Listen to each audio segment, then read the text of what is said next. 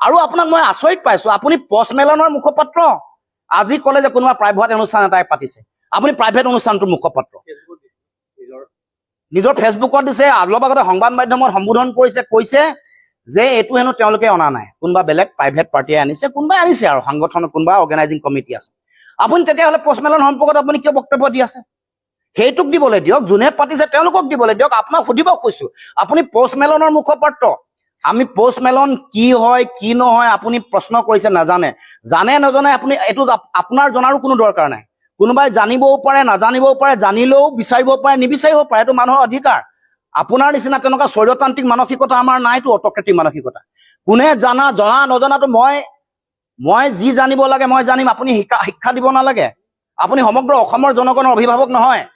সেইকাৰণে ক'ব কৈছো, আপুনি কাৰ আচলতে মুখপাত্ৰ জনাব লাগে। আৰু এই যিটো কাৰ্যসূচী ক'লে কিমান পইচা আহিছে, আৰু অসমৰ ৰাইজে আজি জানিব খুজিছে আপোনাৰ পৰা যে ইয়াক আয়োজন কোনে কৰিছে, এইটো কওক, বেলেগ কথালৈ নাযাব, কোনে আয়োজন কৰিছে। আৰু এই গোটেই কামটোত ৰাইজৰ মাজত চলি থকা চৰ্চা মতে ক'ব নোৱাৰাকে এইবাৰ আনুষ্ঠানিকভাৱে আপোনাৰ পত্নীৰ E7 বা কোনোবা এইবোৰ নাই, কিন্তু অনানুষ্ঠানিকভাৱে আপোনাৰ পৰিয়ালৰ মানুহৰ কাৰোবাক সহায় কৰিবলৈ বা কলা ধন বগা কৰিবলৈ এনেকুৱা কাম কৰা হৈছে নেকি অসমৰ জনগণে জানিব খুজিছে। উত্তৰ দিয়ক, আমি জানিব খুজিছো। আপুনি প্ৰশ্ন কৰিলে আপুনি খং খাই যায়, খং খাবলৈ মানা কৰিছো। আমি অসমৰ জনগণৰ হৈ মই জানিব খুজিছো যে উদ্যোক্তা কোন, কলা ধন বগা কৰিবলৈ চেষ্টা কৰা হৈছে নেকি, নে সাংস্কৃতিক সিন্ডিকেট চলাবলৈ, টাৰ্চেম মিত্ৰলক ব্যৱহাৰ কৰি সাংস্কৃতিক সিন্ডিকেট চলাবলৈ চিন্তা চৰ্চা কৰিছে। টাৰ্চেম মিত্ৰলক ব্যৱহাৰ কৰি যেনেকে এআৰ ৰেহমান অনাৰ সময়ত সন্মুখত সিদ্ধাৰ্থ টুডিক ৰাখিছে, জুবিন গাৰ্গৰ লগত সংপৃক্ত কৰি যেনেকে সিদ্ধাৰ্থ শৰ্মাক ৰাখিছিলে, এনেকৈ সাংস্কৃতিক সিন্ডিকেট ৰাজ চলাবৰ কাৰণে বেলেগক কাৰোবাক ব্যৱহাৰ কৰা হৈছে নেকি? অসমৰ শিল্পীসকলে যোৱা 3 মাহ ধৰি তেওঁলোকে অনুষ্ঠান পৰিবেশন নকৰাকে, অনুষ্ঠান পৰিবেশন কৰিবলৈ সুযোগ নোপোৱাকে তেওঁলোকে সংগ্ৰামৰ মাজেৰে আছে। মুখ্যমন্ত্ৰী ডাঙৰীয়া এইবোৰ কথাও জনাৰ দৰকাৰ।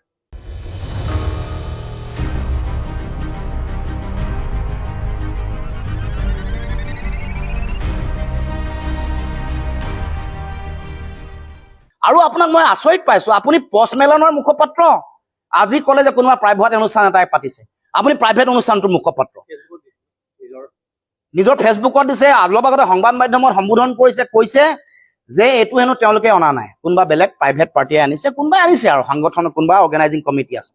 আপুনি তেতিয়াহ'লে পষ্টমেলন সম্পৰ্কত আপুনি কিয় বক্তব্য দি আছে?